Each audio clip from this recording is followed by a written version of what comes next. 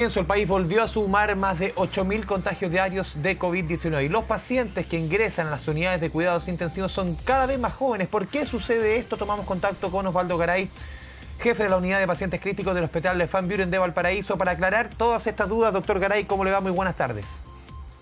Hola Andrés, ¿cómo estamos? Buenas tardes. Doctor, ¿cómo recibe las cifras que conocimos hoy día? Casi 8.200 casos, nuevo récord. Lamentablemente volvemos al peor momento de la pandemia. Como tú lo dices, es el peor momento de la pandemia. Estamos viviendo la segunda ola al máximo y eso nos ha provocado un gran estrés en todo el equipo porque el requerimiento de camas críticas sigue aumentando y no tenemos la posibilidad de abrir tanta cama crítica. Entonces estamos tratando de tomar medidas para poder disminuir esta necesidad del cupo de UCI. Y eso es nuestro trabajo, va dirigido hacia allá, digamos. Y como tú lo dices, en este momento los pacientes que están llegando son más jóvenes. Son más jóvenes. Más del 80% de nuestros pacientes tienen menos de 60 años. Y otra particularidad es que la gran mayoría de ellos tienen un índice de masa corporal alto, o sea, están en el rango de obesidad. Más del 65% de nuestros pacientes son obesos. ¿Y eso marca, perdón, doctor, justamente que evolucionen a cuadros más graves, justamente esa obesidad? Sí, y yo te voy a explicar por qué. O sea, una parte y que el manejo pre-UCI para nosotros es muy importante. Hemos utilizado los conceptos que nos han entregado desde el hemisferio norte y principalmente Europa, y que Sochimi lo ha distribuido mucho, que es un concepto que se llama el pronar al paciente y el darle oxigenoterapia desde una cánula de bajo flujo a una cánula de alto flujo. Pronar es darlo vuelta, de alguna forma. Darlo vuelta, ponerlo boca abajo. Exacto. Y eso, el paciente obeso le cuesta mucho. Entonces, le cuesta mucho al ponerlo boca abajo y no lo tolera bien. ¿Y qué pasa con esa posición? Esa posición evita que un pulmón que ya está dañado por el SARS-CoV-2, que entró a ese pulmón, se dañe más. Y cuando tú no logras una pronación completa y ya tienes tu daño por el virus, al respirar en forma, y ahí viene un gran concepto, al ventilar en forma muy rápida y profunda, eso daña más al pulmón si tú no logras tener la posición prono. Ahora, ¿por qué ese paciente se demora en consultar? Y consulta tarde, eso es uno de los problemas que tenemos. Y eso tiene que ver con que el virus, además de atacar muchos órganos, ataca el sistema nervioso central. Y ese ataque provoca que el paciente no se dé cuenta de que está respirando muy rápido. ¿Y el entorno se da cuenta? Muy acelerado y muy profundo. Y eso se llama hipoxemia silente. Doctor Garay, ¿y el entorno se da cuenta, justamente el entorno? Porque el paciente, usted dice, no se da cuenta, pero el entorno sí se da cuenta, ¿no?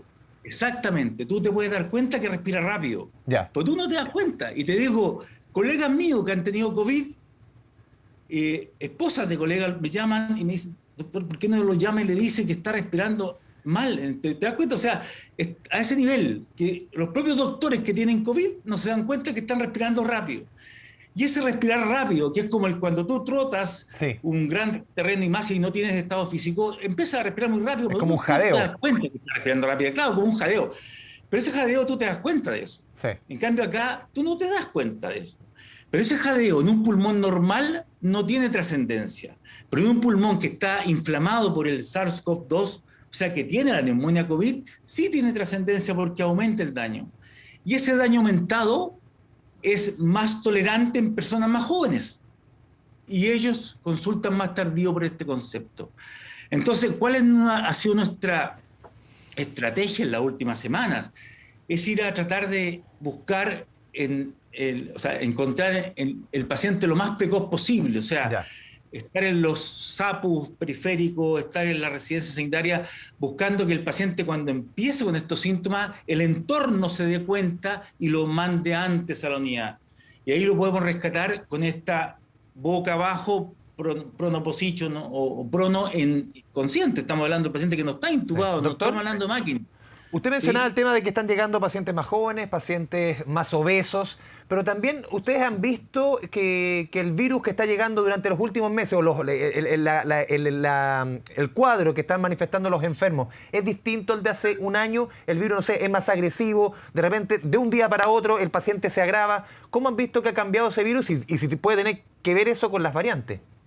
Sí, yo creo que sí tiene que ver con las variantes. O sea, el virus que estamos viendo ahora es un virus ya es mucho más virulento, vaya la redundancia.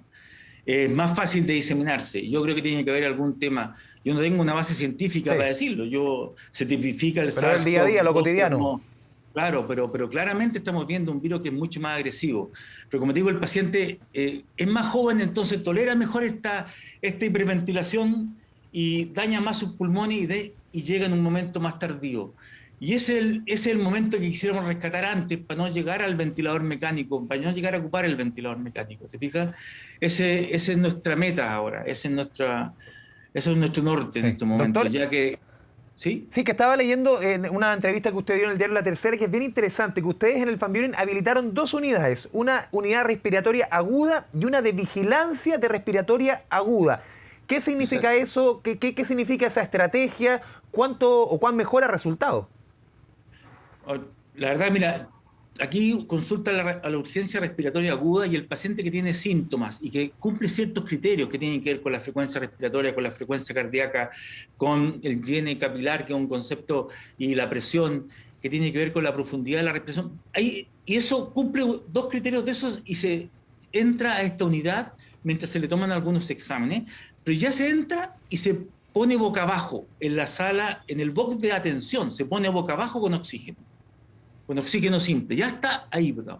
Luego cuando entra al hospital, entra una segunda unidad, un segundo espacio, donde hay muchas camillas, son camillas en que sigue el paciente, se mantiene pronado, con más oxígeno.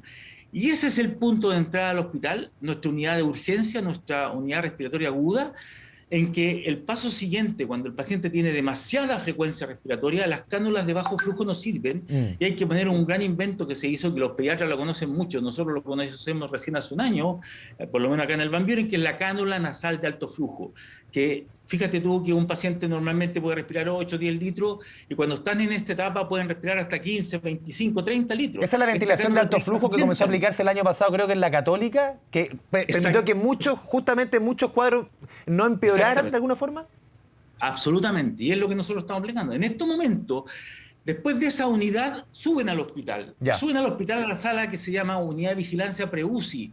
Y ahí tenemos baja complejidad o mediana complejidad y la unidad de cuidado intermedio, donde está el paciente que está con esta cánula pronado, pero que tiene más riesgo de que hay que estarlo vigilando más cerca porque puede caer al ventilador mecánico. O sea, en estos momentos nosotros tenemos funcionando, fíjate que aquí en la unidad tenemos 77 cánulas de alto flujo funcionando. O sea, tenemos más de 120 pacientes COVID. Los otros están pronados, pero con oxigenoterapia simple, ¿te fijas? O sea, nosotros tenemos casi el triple de nuestros pacientes que están en la UCI fuera del hospital, digamos. Y esa es la maniobra que hemos tratado de realizar para poder aumentar nuestro cupo de UCI en el sentido de no aumentando el número de camas de UCI, sino y eso diferencia esta estrategia, perdón doctor, respecto a lo que hicieron el año pasado y los resultados me imagino que han sido en cuanto a espacio y a capacidad mucho mejor, de acuerdo a los números que usted va mencionando. Absolutamente. O sea, claramente el año pasado igual teníamos la cánula de alto flujo, sí, teníamos el prono, pero los espacios que estamos usando en urgencia ahora son mucho más numerosos, digamos. Y ojalá tuviéramos más espacio para que la gente llegara antes a consultar. En ese es el tema, porque como te digo, si la familia se diera cuenta cuando tu familiar está respirando muy rápido, con dificultad, tú ves que está moviendo más y el paciente no se da cuenta, en ese momento es cuando lo tienen que llevar al SAPU o a la atención de urgencia, ¿te fijas? Y ahí lo rescatamos antes, para que ese pulmón que ya está inflamado no se siga dañando y no se inflame más. Y es muy probable que vamos a salvar muchos pacientes de caer al ventilador con esa técnica y con ese manejo. Doctor Garay, ¿cómo están ustedes supliendo en el Van Buren la falta de manos, la falta de especialistas, la falta de profesionales que atienden una cama crítica? Ayer conversábamos con el doctor Montes de la clínica alemana, obviamente, que quizás una de las clínicas más exclusivas del sector privado puede ser distinta, la atención y los medios respecto a lo que puede ser el Van Buren en Valparaíso. ¿Cómo ustedes están atendiendo esa falta de manos? ¿Se están convocando estudiantes en práctica, trayendo quizás profesionales que estaban en retiro? ¿Cómo lo están viendo ustedes? A ver, la verdad que hemos tratado de recurrir a todo el personal que está disponible en la oferta de tanto kinesiólogos, médicos como enfermeras afuera. Y la verdad que en los últimos 15 días estamos echando mano a los estudiantes en práctica, ¿ya? Para el apoyo. Un poco lo que está haciendo la clínica alemana también. Ya. Pero eso lo hemos hecho en la última semana, porque ya nos hemos visto muy sobrepasados, ¿ya? Pero claro, en el fondo en estos momentos necesitamos toda la ayuda posible y hay que recurrir a ese recurso, no nos queda otra. Médicos liberados de guardia, todo, también estamos haciendo turnos, tenemos que hacer turnos de noche, volver a hacer turnos de noche. O sea, yo creo que todos esos recursos se están tratando de utilizar de la mejor manera, pero igual no es tan fácil, igual están limitados, ¿ya? Así que yo creo que, y ahí vale eh, un gran saludo a todo el equipo de salud del Van Buren porque se ha portado muy bien. Hemos duplicado turnos, multiplicado turnos y en el fondo todavía, con todo un año de pandemia, sin vacaciones, siguen dando el ancho y ojalá lo podamos dar en esta crisis más terrible.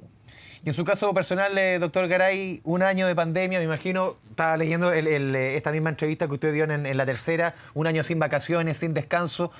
¿Cómo golpea también a los doctores, a los especialistas, a los profesionales en el día a día? Porque también alguien tiene que atenderlos a ustedes, porque al final hay un tema de salud mental que no es menor en los mismos profesionales de la salud.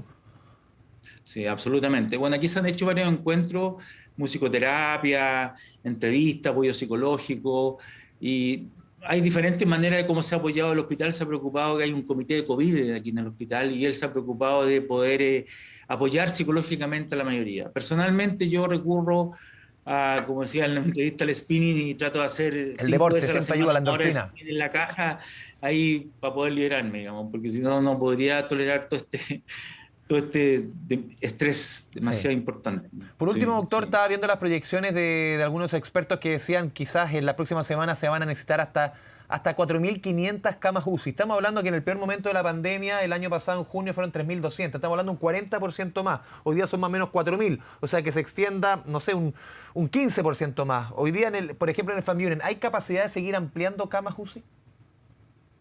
No tenemos tanta capacidad, Ya. no, es difícil. Por eso estamos apostando a eso, o sea, estamos Al apostando trabajo a que el previo. paciente, a sacar al trabajo previo y al posterior, Ya. porque no hablamos del posterior, o sea, un paciente que llega a una cama UCI y que se rescata antes, tiene menos tiempo en la UCI y puede sacarse Y antes, la con recuperación o sin posterior es más corta, me traqueostomía, imagino. y claro, son las unidades de destete, que son de alto impacto en números de días de estada de UCI, pero también requiere un nivel de apoyo técnico, tanto humano como de recursos importante, digamos. Pero eso es otra manera de poder liberar camas de UCI. Y estamos apostando a eso porque requiere de todas maneras menos recurso humano y menos recurso técnico que lo que requiere una cama de UCI, de todas maneras. Y ojalá logremos eso, porque en el fondo aumentar más camas de UCI es como muy difícil para nosotros ya a esta altura. Es muy difícil, es muy difícil. Doctor Osvaldo Garay, le agradecemos este espacio, esta conversación franca, No, humana, ya, obviamente, un momento tan difícil para el mundo médico, para el país, en que se necesitan mensajes, ojalá, de cuidado de parte de la población y también para reflejar lo que están viviendo ustedes al interior de las UCI, tan difícil, y me imagino que ven con dificultad lo que está pasando afuera, con fiestas clandestinas, con tantas cosas, y lo que viven ustedes en el día a día. Muchas gracias, doctor. eso da mucho. Muchas gracias a ti. Chao, Ok, chao. vale, adiós.